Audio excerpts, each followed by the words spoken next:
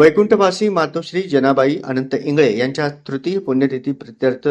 दिनांक 9 फेब्रुवारी 2026 रोजी सकाळी 10 ते 12 गुलालाचे कीर्तन हरिभक्त परायण चैतन्य देहूकर संत जगद्गुरू तुकाराम वंशज यांचे झाले व नंतर पुरस्कार सोहळा संपन्न झाला।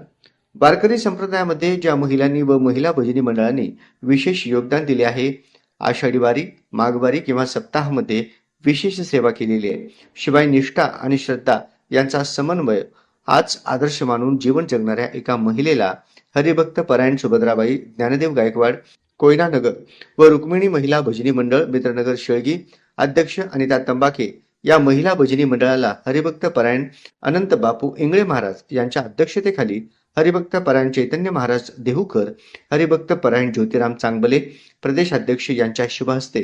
संजय पवार शहराध्यक्ष, किसन बापू कापसे प्रदेश उपाध्यक्ष, ज्ञानेश्वर माहुली भगरे जिल्हाध्यक्ष, पार्वती आवताडे, दिनकर देशमुख,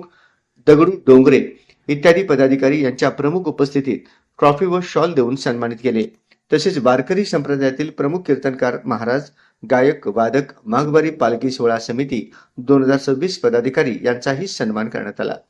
श्री संत मुक्ताई मंदिर, राजेश कोठे नगर, लक्ष्मीपेठ, सोलापूर या ठिकाणी हा कार्यक्रम संपन्न झाला असून यावेळी शेकडो महिला व पुरुष भाविक उपस्थित होते। कार्यक्रमानंतर सर्वांसाठी महाप्रसाद ठेवण्यात आला होता। या कार्यक्रमासाठी तानाजी दादा बेलेराव, शंकर भोसले, बाळकृष्ण हिंगळे, किशोर धायगुडे, प्रभाकर ताटे यांनी परिश्रम घेतले।